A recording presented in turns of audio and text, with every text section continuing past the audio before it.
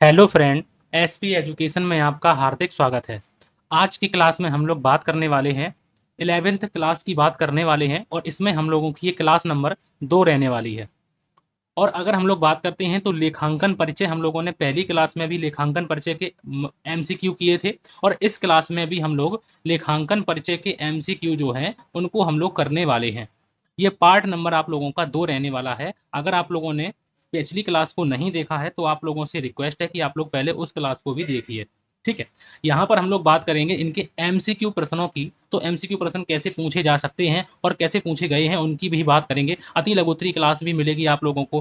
Previous year paper जो है वो भी मैं आप लोगों को प्रोवाइड करने की पूरी कोशिश करूंगा। ठीक है, तो यहाँ पर सबसे पहला क्वेश्चन आप लोगों की स्क्रीन पर लिखा हुआ है। क्वेश्चन नंबर 1 में लिखा हुआ है, एक सेकेंड।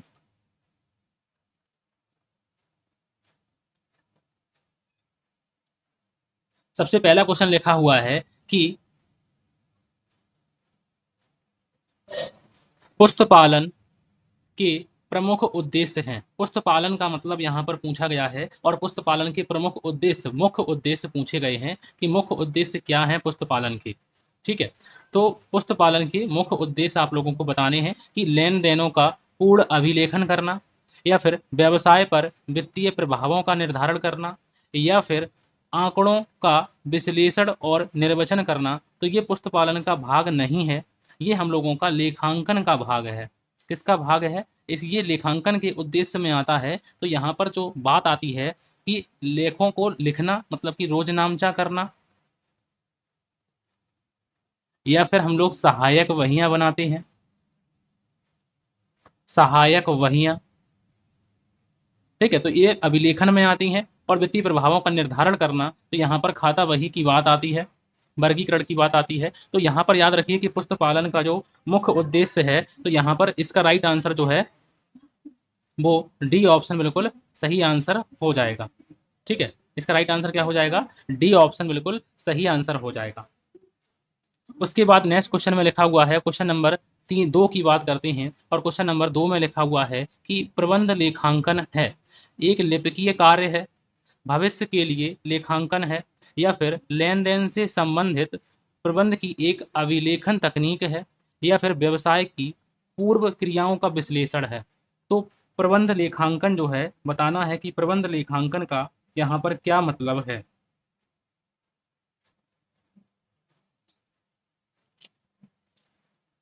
प्रबंध लेखांकन जो है, इसका सही आंसर आप लोगों को बताना है कि प्रबंध लेखांकन का यहाँ पर, तो यहाँ पर याद रखिए इसका राइट आंसर जो है हो जाएगा कि लेन देन से संबंधित प्रबंध की एक अभिलेखन तकनीक से है। तो इसीलिए यहाँ पर प्रबंध लेखांकन जो है वो एक लेन देन की एक अभिलेखन तकनीक से संबंधित है। तो इसका राइट आंसर जो है वो हो जाएगा सी ऑप्शन बिल्कुल सही आंसर हो जाएगा। उसके बाद नेक्स्ट क्वेश्चन में लिखा हुआ है और क्वेश्चन नंबर 3 की बात करते हैं कि लेखांकन के प्रत्यक्ष लाभ हैं जिनमें शामिल नहीं है। प्रत्यक्ष लाभ तो हैं लेकिन जिनमें शामिल नहीं है, तो वित्तीय विवरणों का निर्माण करना, या फिर तुलनात्मक लाभ की बात करना, या फिर लाभ हानि का निर्धारण करना, या फिर संबद्ध समूहों को सूचना देना। तो ये बताइए कि ये लेखांकन के मतलब कि लेखांकन के प्रत्यक्ष लाभ तो हैं लेकिन जिनमें शामिल नहीं है, ऐसे कौन सा जो है जो लाभों में शामिल नहीं होता है? तो वित्तीय विवरणों का निर्माण करना, या फिर तुलनात्मक लाभ की बात करते हैं। तो यहाँ पर जो है तुलनात्मक लाभ जो है ये इसका लाभ नहीं है। तो इसका राइट आंसर क्या हो जाएगा? बी ऑप्शन बिल्कुल सही आंसर हो जाएगा कि तुलनात्मक जो लाभ है वो इसका जो है इसके लाभ में शामिल नहीं करते हैं, लेखांकन के लाभ में शामिल नहीं करते हैं। उसके बाद नेक्स्ट क्वेश्चन में लिखा हुआ है और 4 नंबर में लिखा हुआ है कि लेखांकन सूचनाओं के उपयोगकर्ता में शामिल है। तो लेखांकन सूचनाओं के उपयोगकर्ता मैंने बताए थे आप लोगों को कि उपयोगकर्ता जो है, उपयोगकर्ता उपयोगकर्ता को 2 भागों में हम लोगों ने बांट दिया था। एक होते हैं आंतरिक उपयोगकर्ता, आंतरिक उपयोगकर्ता, आंतरिक उपयोगकर्ता, और एक होते हैं बाह्य उपयोगकर्ता, बाह्य उपयोगकर्ता। ठीक है, अब यहाँ पर बात आती है कि अंशधारी जो है, अंशधारी गण, सरकार और लेनदार ये सभी बाहरी उपयोगकर्ता के हैं। और आंतरिक उपयोगकर्ता में कौन कौन होते हैं? तो यहाँ पर होते हैं स्वामी होते हैं, स्वामी। और कौन होते हैं? स्वामी के बाद होते हैं कर्मचारी होते हैं, स्वामी होते हैं, कर्मचारी होते हैं और प्रबंधक होते हैं, प्रबंधक होते हैं। तो यहाँ पर जो है ये आंतरिक उपयोगकर्ता के होते हैं। और ये जो है बाहरी उपयोगकर्ता में जैसे सरकार हो गया, ठीक है, लेनदार हो गए, ग्राहक हो गए, ये सभी लोग जो हैं ये बाहरी उपयोगकर्ता में होते हैं। तो ये मैंने क्लास 1 में आप लोगों को ही बताया है। तो आप लोग याद रखिए कि ये सभी लेखांकन के उपयोगकर्ता हैं। अब भले ही आंतरिक हो या बाहरी हो, तो यहाँ पर राइट आंसर है डी ऑप्शन बिल्कुल सही आंसर हो जाएगा। इसका राइट आंसर क्या हो जाएगा? डी ऑप्शन बिल्कुल सही आंसर हो जाएगा। उसके बाद नेक्स्ट क्वेश्चन में लिखा हुआ है, और नेक्स्ट क्वेश्चन में लिखा हुआ है 5 नंबर क्वेश्चन में लिखा हुआ है कि लेखांकन सूचनाओं का उपयोगकर्ता जो है वो नहीं है। अब नहीं है तो मैंने बताया था कि ऋणदाता तो है, स्वामी भी होता है, निवेशक भी होता है, लेकिन जो अवयस्क है वो इसमें शामिल नहीं होता है। तो इसका राइट आंसर जो है वो हो जाएगा डी ऑप्शन बिल्कुल सही आंसर हो जाएगा। ठीक है, तो ये जो है अवयस्क जो है वो लेखांकन के उपयोगकर्ताओं में शामिल नहीं करते हैं। तो इसका राइट आंसर क्या हो जाएगा? डी ऑप्शन बिल्कुल सही आंसर हो जाएगा कि एक अवयस्क को यहाँ पर लेखांकन के उपयोगकर्ता में शामिल नहीं करते हैं। ठीक है, करते हैं किसी नहीं करते हैं। तो ये सारे क्वेश्चन हो गए हैं। उसके बाद अब बात आती है कि लेखांकन की जो प्रथम पुस्तक है, पुस्तपालन और लेखांकन की प्रथम पुस्तक कब प्रकाशित हुई थी? तो बताइए ये कब प्रकाशित हुई थी? 1494 ईस्वी में, 1594 ईस्वी में, या फिर 1496 ईस्वी में, या फिर 1596 ईस्वी में? तो पुस्तपालन और लेखांकन की प्रथम पुस्तक जो है कब प्रकाशित हुई थी? तो इसका राइट आंसर याद रखिए, इसका राइट आंसर है 1494 ईस्वी में, 1494 ईस्वी में। और किसने की थी ये पुस्तक? ठीक है, कहाँ पर हुई थी? तो ये बातें जो हैं अगर हम लोग बात करते हैं तो आप लोगों को पता है कि जो पुस्तपालन जो शब्द है, अगर हम लोग इसकी भूमिका की बात करते हैं तो ये सब आधुनिक जो प्रणाली का जो है, एक सेकंड, आधुनिक आधुनिक प्रणाली, आधुनिक प्रणाली पुस्तपालन, आधुनिक पुस्तपालन प्रणाली, आधुनिक पुस्तपालन, आधुनिक पुस्तपालन प्रणाली का जन्म जो है, का जन्म वैसे तो बच्चों को मालूम होता है 1494 ईस्वी में, 1494 ईस्वी में। कहाँ पर? इटली के, इटली के वेनिस नगर, इटली के कौन से नगर में? तो ये भी याद रखना है, इटली के वेनिस नामक शहर, वेनिस नामक शहर, ठीक है, हुआ था। इसको मतलब कि किसने किया था ये भी बात पूछी जा सकती है। तो इसका जो प्रकाशन जो है, इसके जन्मदाता ऐसे कर सकते हैं, इसके इसके जन्मदाता, इसके जन्मदाता प्रसिद्ध गणितज्ञ, प्रसिद्ध गणितज्ञ, प्रसिद्ध गणितज्ञ और दर्शन शास्त्री, और दर्शन शास्त्री, और दर्शन शास्त्री लूकास पेसियोली। किसने किया था? तो लूकास पेसियोली ने किया था। ठीक है, तो इसके नाम, इनको इनके नाम याद रखने हैं। ठीक है, कब किया था ये बात भी याद रखनी है, कहाँ किया था ये भी याद रखना है। देखो कब किया था? तो 1494 में। कहाँ पर किया था? इटली के वेनिस नगर में। और किसने किया था? तो लूकास पेसियोली ने किया था। तो ये बातें आप लोगों को आ रही होंगी समझ में, तो ये मैंने बता दी हैं आप लोगों को। ठीक है, उसके बाद 7 नंबर क्वेश्चन में लिखा हुआ है कि पुस्तपालन का अर्थ है, पुस्तपालन का अर्थ है। तो पुस्तपालन का यहाँ पर अगर हम लोग अर्थ देखते हैं पुस्तपालन के बारे में, पुस्तपालन जो है अगर हम लोग लिखने की बात करते हैं तो अंग्रेजी भाषा, इसे इंग्लिश में क्या कहते हैं? तो इसे इंग्लिश में कहते हैं बुक कीपिंग। इसे क्या कहते हैं इंग्लिश में? Book keeping. अब हम लोग इसके अर्थ को समझ लेते हैं, इसके अर्थ को समझ लेते हैं क्या है।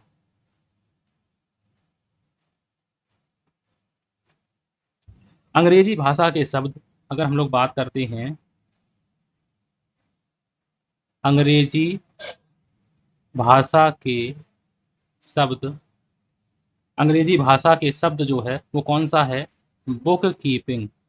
बुक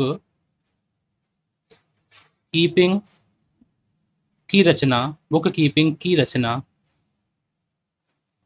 बुक कीपिंग की रचना जो है वो बुक और कीपिंग, बुक और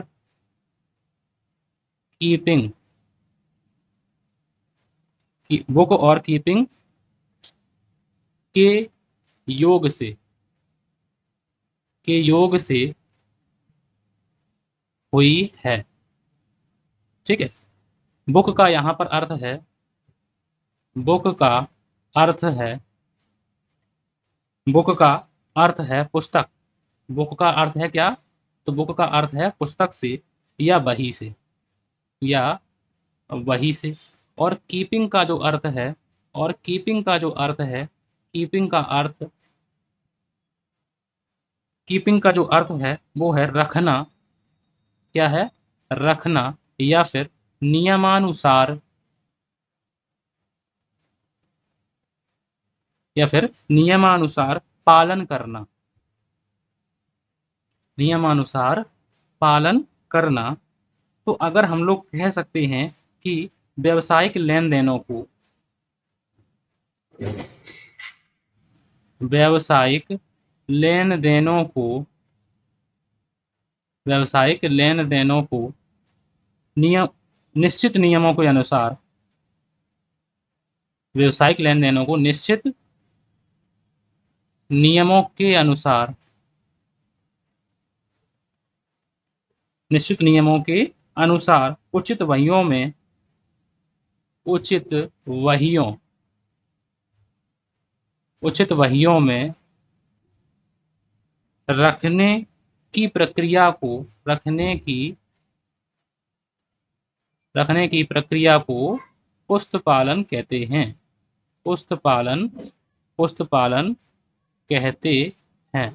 ठीक है, अगर आप लोगों से पूछा जाता है कि पुस्तपालन का मतलब क्या है, तो यहाँ से आप लोग आराम से अच्छी तरीके से बता सकते हैं। तो अब हम लोग क्वेश्चन की बात करते हैं कि पुस्तपालन का अर्थ पूछा है कि पुस्तकों को रखना, पुस्तकों को कार्यालय में रखना, या फिर पुस्तकों में व्यापारिक लेन देनों का हिसाब रखना। तो इसका राइट आंसर जो है, सबसे अच्छा सही आंसर इसका क्या लग रहा है आप लोगों को? बिल्कुल सही आंसर है आप लोगों का कि इसका जो सही आंसर है वो है पुस्तकों को व्यापारिक लेन देनों का हिसाब जो है, हिसाब रखना। इसका राइट आंसर जो है वो सी ऑप्शन बिल्कुल सही आंसर हो जाएगा। ठीक है, और इसके अर्थ को अगर हम लोग देखते हैं तो इसके अर्थ को भी मैंने यहाँ पर लिख दिया है और समझ सकते हैं आप लोग। ठीक है, ये पहले से ही लिख रखे हैं आप लोगों ने। ठीक है, उसके बाद नेक्स्ट क्वेश्चन में लिखा हुआ है कि निम्नलिखित में से कौन सा जो है लेखांकन का उपक्षेत्र, लेखांकन का उपक्षेत्र नहीं है। तो याद रखिए कि लेखांकन का उपक्षेत्र ये लागत लेखांकन है, प्रबंध लेखांकन है, वित्तीय लेखांकन है, लेकिन पुस्तपालन जो है वो इसके उपक्षेत्र में नहीं आता है। पुस्तपालन अलग है, पुस्तपालन जो है वो इसके क्षेत्र में नहीं आता है, और लेखांकन एक अलग है। ठीक है, पुस्तपालन और लेखांकन ये दोनों अलग अलग है। ठीक है, उसके बाद नेक्स्ट क्वेश्चन में लिखा हुआ है, और क्वेश्चन नंबर की बात करते हैं। क्वेश्चन नंबर 8 में लिखा हुआ है कि पुस्तपालन, कॉमा इन्वर्टेड कॉमा में लिखा हुआ है कि पुस्तपालन व्यापारिक लेन देनों को वहियों के समूह में लिखने की कला है। ये किसने कहा है? तो ये बात जो है किसने कही है कि पुस्तपालन जो है, पुस्तपालन व्यापारिक लेन देनों को वहियों में समूह में लिखने की कला है। तो ये बात कही थी वॉटली बॉय ने, J.R. वॉटली बॉय ने। तो ये परिभाषाएं जो हैं, ये परिभाषाएं हो सकता है आप लोगों को एग्जाम में ना देखने को मिले। ठीक है, लेकिन क्वेश्चन जो है देखने को मिल सकते हैं। ठीक है, और भी क्वेश्चन करेंगे हम लोग आगे की क्लासों में, बस आप लोग ऐसे ही जुड़े रहिए। अब बताइए इसका राइट आंसर, अभी मैंने आप लोगों को बताया था कि पुस्तपालन के जन्मदाता कौन है। तो कार्टर साहब हैं, लुकास पेसियोली साहब हैं, या फिर स्पाइसर लिखा हुआ है, स्पाइसर पैगलर साहब हैं, या फिर इनमें से कोई नहीं। तो पुस्तपालन के जन्मदाता कौन है? तो समय भी नहीं खराब करना हम लोगों को। इसका राइट आंसर क्या है? लुकास पेसियोली साहब इसके जन्मदाता हैं। कहाँ, कब किया था? 1494 में इटली में किया था, इटली के वेनिस शहर में। ठीक है, उनकी पुस्तक का नाम भी हम लोग बताएंगे आप लोगों को। क्वेश्चन नंबर 10 में लिखा हुआ है डी कंप्यूटिव स्क्रिप्ट नाम से पुस्तक है, डी कंप्यूटिव स्क्रिप्ट नाम से। ठीक है, अब हम लोग बात करते हैं पुस्तपालन की प्रारंभिक इकाई है। तो पुस्तपालन सबसे पहले हम लोग कहाँ से स्टार्ट करते हैं? पुस्तपालन जो है कहाँ से स्टार्ट होता है? सबसे पहले हम लोग क्या करते हैं, अकाउंटिंग करने के लिए हम लोगों को रोजनामचा या फिर इंग्लिश में बात करें तो जर्नल करना होता है। तो यहाँ पर जो है पुष्प की प्रारंभिक इकाई कौन सी है, तो याद रखिए कि पुष्प की प्रारंभिक इकाई यहाँ से स्टार्ट होती है, रोज नामचा से स्टार्ट होती है। तो इसका राइट आंसर है ए ऑप्शन बिल्कुल सही आंसर हो जाएगा कि पुष्प की प्रारंभिक इकाई जो है वो रोज नामचा प्रविष्टि करना है। फिर उसके बाद हम लोग खाता वही बनाते हैं, फिर योग निकालते हैं और फिर शेष निकालते हैं। तो इस प्रकार से हम लोग करते हैं, ठीक है। अब बताइए कि ये वो क्वेश्चन मैंने पूछा था आप लोगों से टेस्ट में कि लेखांकन की भाषा है, लेखांकन की भाषा क्या है, तो मुद्रा है लेखांकन की भाषा, लेन देन है व्यापार, लेन देन है या फिर व्यापार है। तो याद रखिए कि जो लेखांकन की जो भाषा है, लेखांकन की भाषा की अगर हम लोग बात करते हैं तो लेखांकन में कौन से लेन देन लिखेंगे, जैसे मैंने कहा था कि ईमानदार, ठीक है, या फिर विश्वासी। जैसे हम लोग लिख देते हैं कि रमेश जो है ईमानदार और विश्वासी है, या फिर लिख देते हैं कि रमेश को रमेश को 2000 रुपए दिए। तो इसमें जो है मौद्रिक लेन देनों को लिखा जाता है। तो लेखांकन की जो भाषा है वो क्या है, मुद्रा है। तो यहाँ पर इसका राइट आंसर है ए ऑप्शन बिल्कुल सही आंसर हो जाएगा। ये ऑप्शन पे डिपेंड करेगा कि ऑप्शन और भी कई तरीके से मिल सकते हैं आप लोगों को। मैं एक क्वेश्चन और आप लोगों को कराऊंगा, दिखाऊंगा, ठीक है।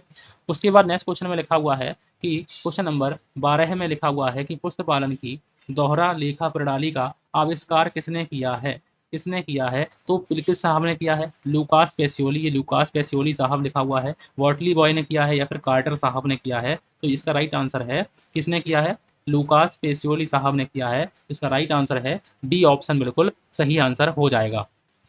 उसके बाद 13 नंबर क्वेश्चन में लिखा हुआ है कि एक सूचना प्रणाली के रूप में लेखांकन का अंतिम चरण कौन सा है, लेखांकन का अंतिम चरण कौन सा है। तो मैंने कहा था आप लोगों को एक एक चरण आप लोगों को कराए हैं। पहली क्लास में आप लोगों को 5 चरण बताए थे और सबसे अंतिम चरण बताया था कि सूचना का संप्रेषण करना। तो इसका राइट सबसे अंतिम चरण है, इसका लास्ट चरण है सूचना का संप्रेषण करना। तो इसका राइट आंसर है सी ऑप्शन बिल्कुल सही आंसर हो जाएगा। उसके बाद नेक्स्ट क्वेश्चन में लिखा हुआ है और क्वेश्चन नंबर की बात करते हैं।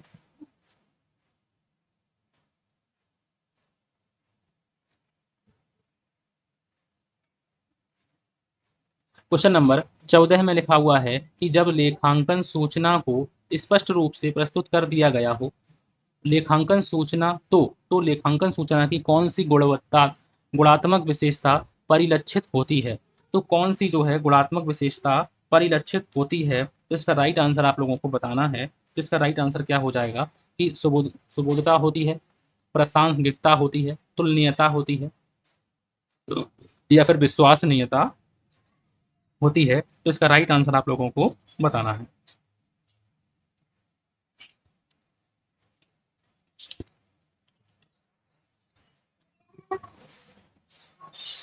ठीक है, तो इसका राइट आंसर आप लोगों को बताना है कि इसका राइट आंसर क्या हो जाएगा।